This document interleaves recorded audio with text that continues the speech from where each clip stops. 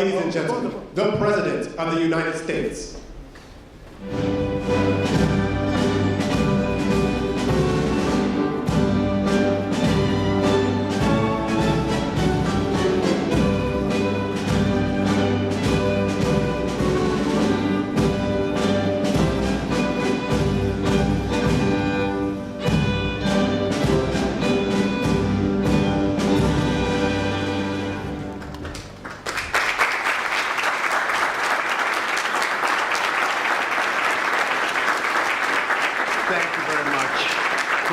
Thank you very much.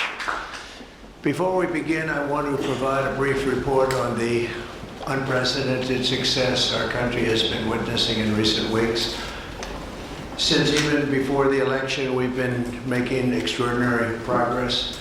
The American people gave us a clear mandate to save our country, and we won all 7 swing states by large margins, historic. Very importantly, we won the popular vote by millions and millions of votes.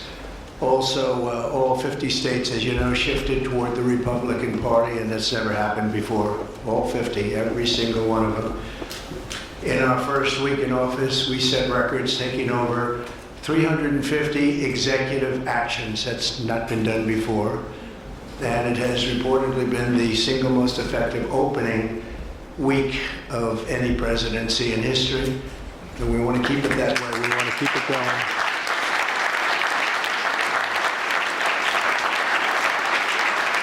We want to keep it going. We've broken from decades of failed Washington policies and restored common sense and sanity to our government. We've unleashed American energy, and we've already achieved record low illegal immigration. And as you see, there's nobody trying to get in. And that's what we've been waiting for a long time, and gotten woke ideologies out of our government and out of our military. The water has now begun flowing in California as we continue to increase the flow in coming days.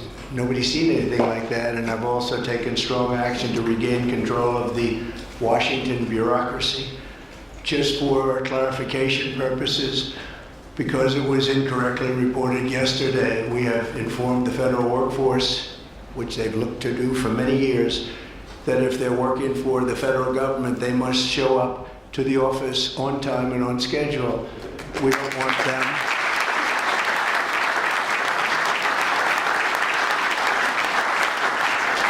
We don't want them to work from home because, as everyone knows, most of the time they're not working, they're not very productive. And it's unfair to the millions of people in the United States who are in fact working hard from job sites and not from their home. As federal employees, they must meet a high standard. They're representing our government, they're representing our country. If they don't agree by February 6th to show up back to work in their office, they will be terminated, and we will therefore be downscaling our government, which is something that the last 10 presidents have tried very hard to do but failed.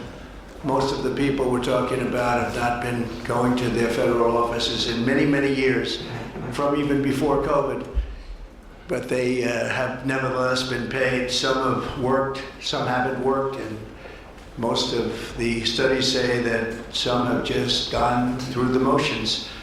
We may ask these people to prove that they didn't have another job during their so-called employment with the United States of America, because if they did, that would be unlawful. As you understand, a lot of people are getting paychecks, but they're actually working other jobs, so they'll have to prove that to us that they weren't. In any event, we're requiring them to show up to work or be terminated. We think a very substantial number of people will not show up to work, and therefore our government will get smaller and more efficient, and that's what we've been looking to do for many, many decades, frankly.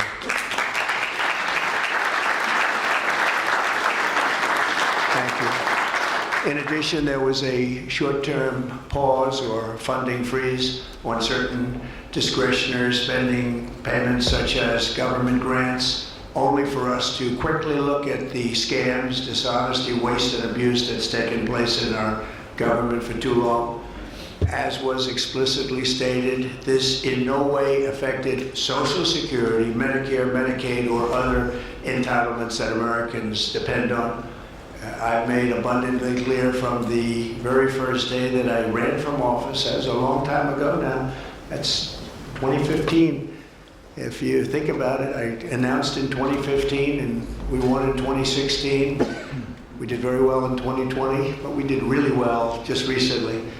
And I'm restating right now to correct any confusion that the media has purposely and somehow for whatever reason created Social Security, Medicare, and Medicaid have not been affected by any action we're taking in any way, shape, or form. We are merely looking at parts of the big bureaucracy where there has been tremendous waste and fraud and abuse. In that process, we identified and stopped $50 million being sent to Gaza to buy condoms for Hamas. 50 million. And you know what's happened to them? They've used them as a method of making bombs. How about that? We stopped an attempt to make an illicit payment for illegal alien resettlement. We canceled $181 million in DEI training contracts. This is just for the training of people in DEI, which has been terminated and completely terminated. And we paused $1.7 billion in unauthorized payments to foreign organizations, including stopping more than $40 million that was on its way out the door to the very corrupt World Health Organization, which has not done its job and not done it properly. We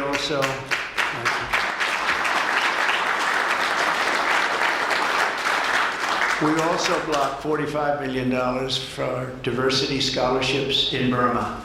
45, that's a lot of money for diversity scholarships in Burma. You can imagine where that money went. These were the types of payments, and many others. I could stand here all day and tell you things that we found. And we have to find them quickly because we want the money to flow to proper places.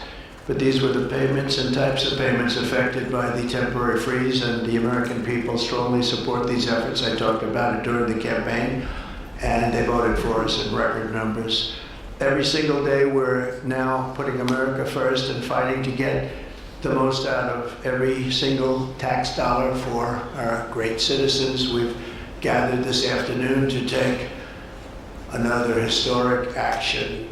However, in a few moments, the Laken Riley Act will become the very first bill that I proudly sign into law as the 47th President of the United States.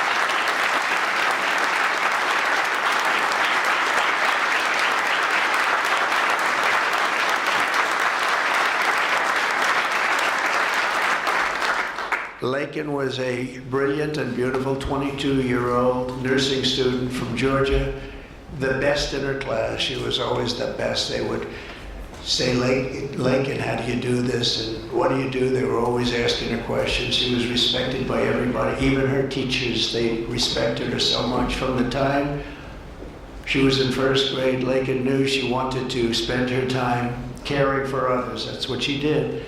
To her friends and classmates, she was a light of warmth and kindness in every single room. To her parents and family, she was everything in the world. They've had a miserable period of time. Just after 9 a.m. last February 22nd, Laken went out for a jog on the campus of the University of Georgia, but she was just never returned. She never came back, did she, huh? Parents are here, sister, all of her relatives. While on her run, Laken was attacked, viciously assaulted, beaten, brutalized, and murdered by an illegal alien gang member who was set loose into our country by the last administration. We are deeply honored to be joined today by Laken's parents, Allison and John, and her sister, Lauren. Thank you very much. Thank you.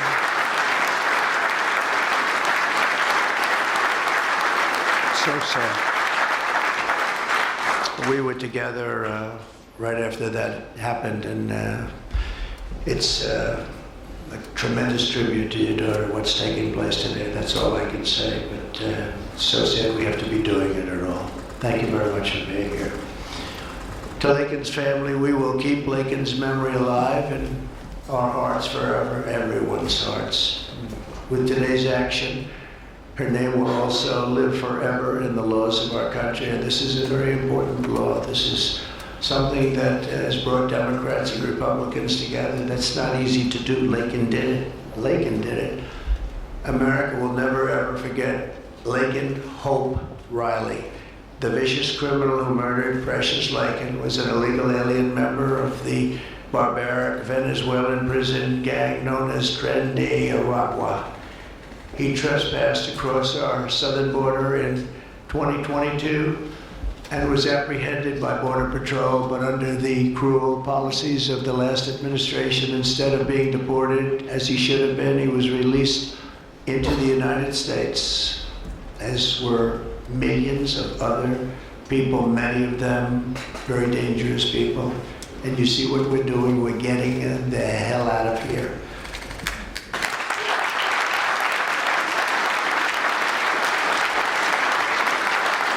He was soon arrested again in New York City on charges of endangering a child, but because of New York City's deadly sanctuary policies, as we have in California and many other places, which we're going to end them, he was released again to reoffend.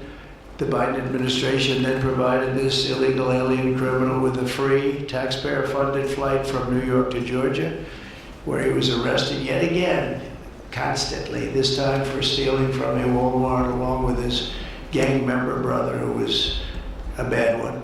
Only after being released the third time by the U.S. law enforcement did this cold-blooded criminal go out on that fateful morning, hunting for women on whom to prey. That's what he did. He hunted. It was like a hunter. I'm going to show him who the hunter is. This horrific atrocity should never have been allowed to happen. And as president, I'm fighting every single day to ensure that such a tragedy never happens again. We don't want this to happen.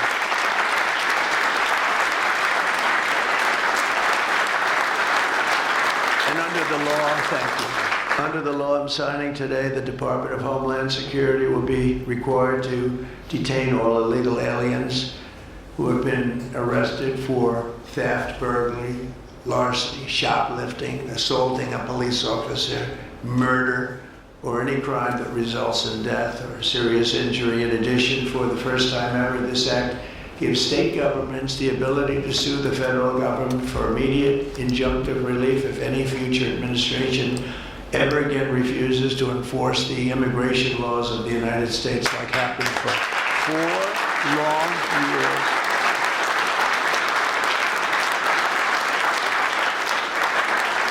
And that was happening for 4 long years, frightful years. Amazing. You'd say, how can people do this? How can they allow this to happen? How can they allow criminals to pour into our country and then try and defend it? And they're still trying to defend it, but they can't. That's why I'm here instead of somebody else, actually. It's the biggest reason. I believe it's the single biggest reason. Inflation was horrible. Many things were horrible during that administration. When you look at what took place in Afghanistan, the way they got out, not that they got out, but the way, so many things were horrible. But to me, this was the worst of all. It's a landmark law that we're doing today. It's going to save countless innocent American lives. I want to thank every House Republican, every Senate Republican, as well as the 12 Senate Democrats and the 48 House Democrats who voted to pass this vitally important bill, and many of them are with us today, and I really do appreciate it. And I very much especially appreciate the bipartisan support. The Democrats, really a big percentage of them came through, and plenty of them wanted to. They probably felt they couldn't, but they really wanted to. That they don't understand that would have made them a lot more popular, would have made them a lot better with their people. The ones that didn't are they're going to be sorry, because the people are not going to forget that they wouldn't sign. This is a perfect, incredible tribute to an unbelievable young lady. We're joined today by many great supporters of our new strong border policies, and they are indeed strong, including Vice President Vance, thank you, JD, Secretary Scott Bessent, who just got approved, by the way. Where's Scott? He just got approved. Scott, I'm very impressed. Got a lot of Democrat votes, too. We got a lot of Democrat votes. It's great. I don't know, is that a good thing or a bad thing? I'll have to think about that. Secretary of Homeland Security, who's going to be fantastic. I know her so well, and I know it's probably not complimentary because she is a woman, but she is tough. Where is she? Where is Christy? Christy, great. Stand up, please. You have such an important job to do.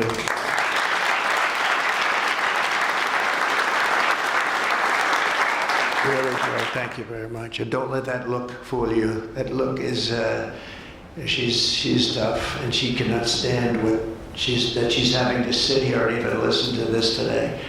Another one who's done a job like nobody that I've seen in a long time, Tom Homan. He's my friend, but he is something special. He is something special.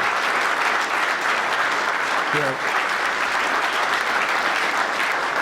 And Tom and Christy, the numbers are unbelievable. What's happened? It's like just shut down. Nobody thought that was even possible. It's just shut down. They showed an area that a year ago had thousands and thousands of people rushing into our country. And today there was nobody there. It was like a beautiful sight. And also Senate Majority Whip John Barrasso. Great guy. Great guy. Thank you, John. And I also want to thank the bill sponsors, Senator Katie Britt. Katie, thank you, Katie. And Congressman Mike Collins. And Mike, you were fantastic from Georgia. He took this, he loves this state, and he took this very personally. So it's, thank you very much, Mike. As well as Senate Judiciary Committee Chairman Chuck Grassley. Chuck is here someplace. Chuck, thank you very much. You look great. And House Judiciary Committee Chairman Jim Jordan, who's a special guy, special man. And House Homeland Security Committee Chairman Mark Green. Thank you very much. Thank you, Mark. And we have many other congressmen and senators, but I'm not going to introduce because this is about your daughter. This is about something that's so important, and we're going to just go along. Thank you also. We have to say Burt Jones is in the room, and Burt is your lieutenant governor, and he was on this like you wouldn't believe. Thank you very much. I see you sitting there. Thank you very much.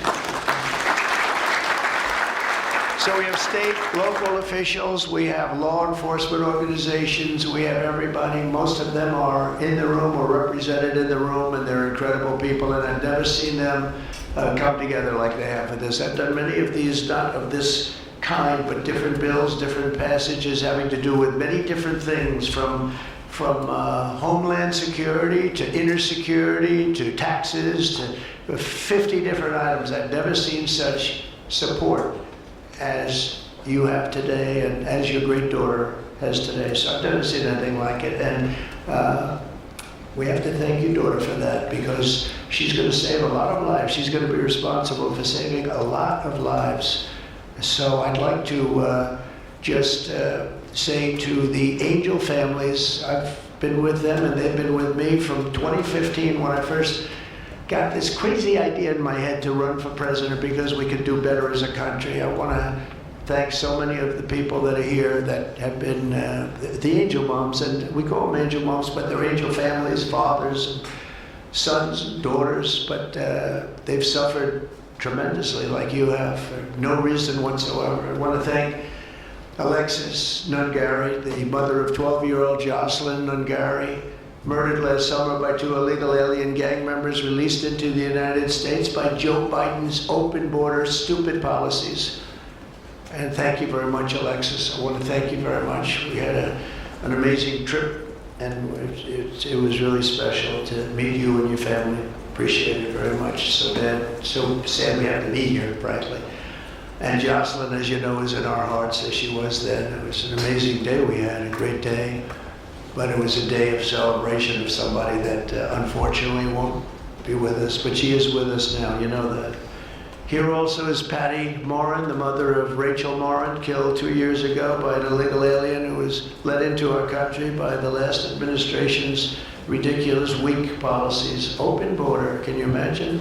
When I heard open border, I said, oh, that's terrible. They're going to release their prisons all over the world. They're going to release their prisons into our country. That's exactly what happened. Patty is joined by Rachel's brother, Michael, Rachel's daughter, Clementine, and sister-in-law, Shannon. Thank you all for being here. We appreciate it very much. Thank you very much. Thank you. With us as well is the loving family of Kayla Hamilton, a 20-year-old girl murdered in July 2022 by the MS-13 illegal alien gang member who is violent, vicious, and they knew it, and they didn't do anything about it. And I want to thank you to Kayla's mother, Tammy, and her grandmother, Kathy, and her stepfather, Jeremiah, very much. And finally, I want to thank others who have also suffered this horrible scourge that goes on with young people being killed, and other people too, but young people, largely young people being killed. Thank you to Scott Root, the father of Sarah Root, killed at 21 years of age. Think of that, 21 by an illegal alien, shouldn't have been in our country, would have never been in our country if we were here. What a sad thing. To each of these angel families, we love you and we stand in awe of your courage and your strength. It's the toughest thing anybody has to go through.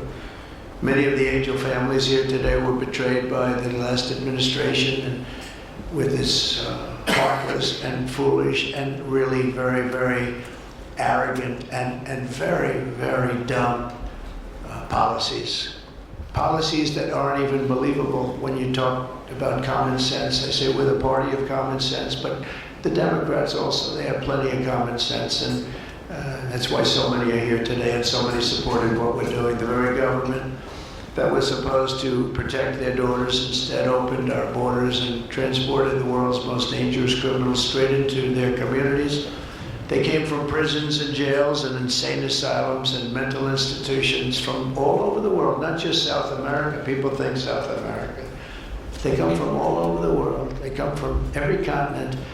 And they came here by plane and they were loaded onto buses and they were driven right up to our border and they drove right through the border and nobody even said a word to them. And in those buses and those cars and those trucks were some of the meanest criminals anywhere in the world. As of last September, 425,000 illegal alien criminals were roaming free, including 13,099 convicted illegal alien murderers, of which about almost 50% killed more than one person, and they were roaming all over the country in our farms, in our cities. Under the Trump administration, we're moving with urgency and speed to get these vicious and violent criminals the hell out of our country and to restore law and order to our suburbs, our cities, and our towns. And we're going to do it with Tom and with Christy and with all of the people that are working so hard on this. This week, compared to a comparable time a year ago, think of this, the number of illegal border crossers has already fallen by more than 100%. And because the election was coming, they started getting a little bit tougher on the border. They tried to follow our policies, and they did much better, but it still was horrible. The numbers were still horrible, so that's 100% over those. They only did it because of the election, so they knew what they were doing was wrong. And those who do cross the border, and you're seeing that every time, all you have to do is turn on your television set or pick up a newspaper, or read any form of new media, because we have a lot of new media today, fortunately, that's letting the word get out. But they're watching these people be captured and removed from our country. ICE arrests have risen by 15 times in just a short period. And over the past 8 days, the heroes of ICE and Border Patrol, we can never forget Border Patrol. Those people, I've gotten to know so many of them. Our border czar, as you remember, never went to the border and never made a phone call. She was the border czar. She never made one phone call. They went to the heads of border. They went to the heads of ICE. Did you ever get a call? No. And she admitted she never made one call, but she was the border czar. And that's exactly what our border was all about. The heroes of ICE have arrested thousands and thousands of illegal alien criminals, including hundreds of gang members, traffickers, child predators, terrorists, and murderers. For the first time in history, we're loading dangerous and illegal aliens into military aircraft and flying them back to the places from which they came. You probably read about Colombia 2 days ago. They said, no, we're not taking them. I said, we're going to take them. You're going to take them. You're going to like it, too. You're going to take them.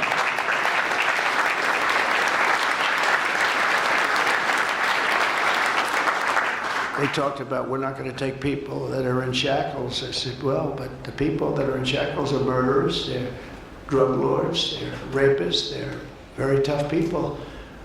They make our criminals look like very nice people. That's about the only thing that comes out of this. And I say, could you imagine you're a pilot on the plane and you have your co-pilot and you're sitting there and you have 150 people, no shackles, and they like to murder people? This would not be a good flight.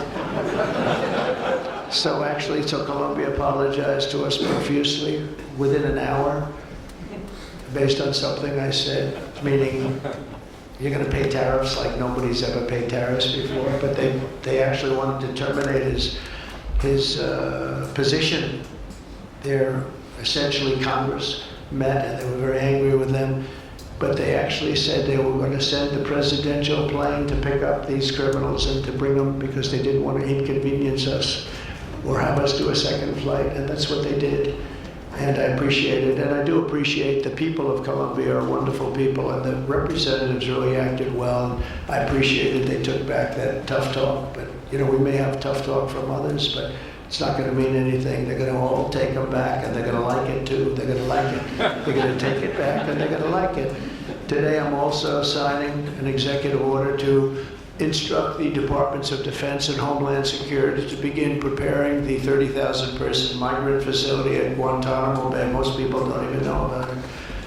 We have 30,000 beds in Guantanamo to detain the worst criminal illegal aliens threatening the American people. Some of them are so bad we don't even trust the countries to hold them because we don't want them coming back, so we're going to send them out to Guantanamo. This will double our capacity immediately, right? And that's a tough place to get out of. Today's signings bring us one step closer to eradicating the scourge of migrant crime in our communities once and for all. And it's just an unforced error that we even have to be doing this. Now we need Congress to provide full funding for the complete and total restoration of our sovereign borders, as well as financial support to remove record numbers of illegal aliens. And these are illegal alien killers, criminals at levels that nobody's ever seen before. And you would have known that, and you were there when I said it. I said everybody that's bad is going to be thrown. If you look at Venezuela, Venezuela's crime is down 77% because they've taken their gang members, their prisoners, their drug dealers, their drug lords. They've shipped them all into the United States. Many other countries, their crime is way down, and our crime is not doing well. But we're going to have it do really well very soon, and we're shipping all these people back where they came from. And now, before I sign the Laken Riley Act into law, I would like to ask Laken's really incredible mother, who I've gotten to know. A very sad day I got to know her. But this is an amazing tribute to an amazing young person. And if you could come up, Allison, and say a few words, that would be great. Thank you very much.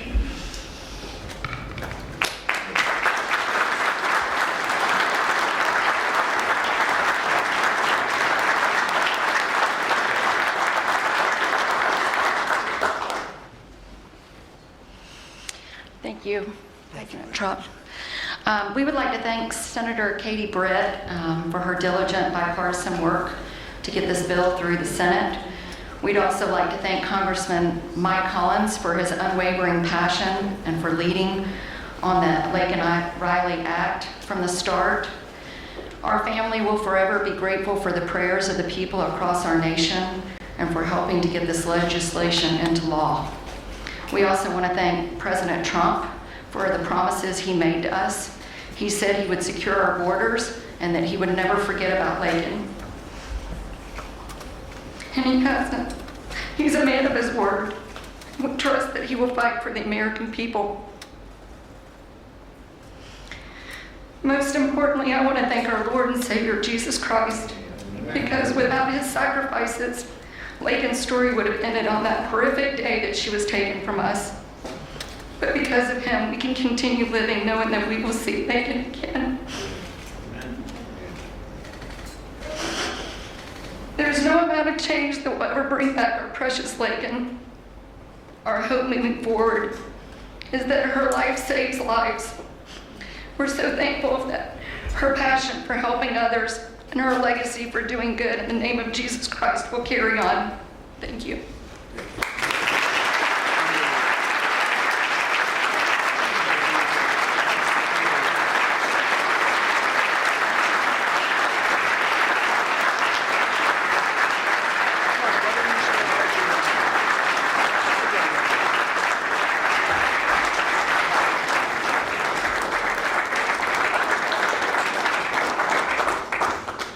Thank you. Will you sign this in honor of Laken Riley?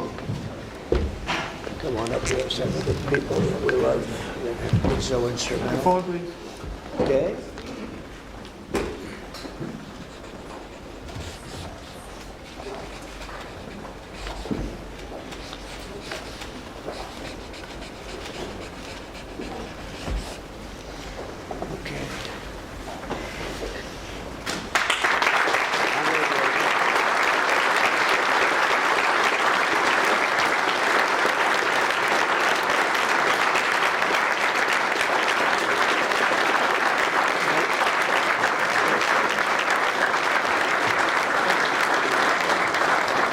Thank you. Mr. President, government funding, can you take a quick question on government funding to pause? I don't think this is appropriate time. Really. I respect that, but I don't think it's appropriate. I can just tell you government is doing very well, and we're cutting way back, but this is not the appropriate time. Thank you.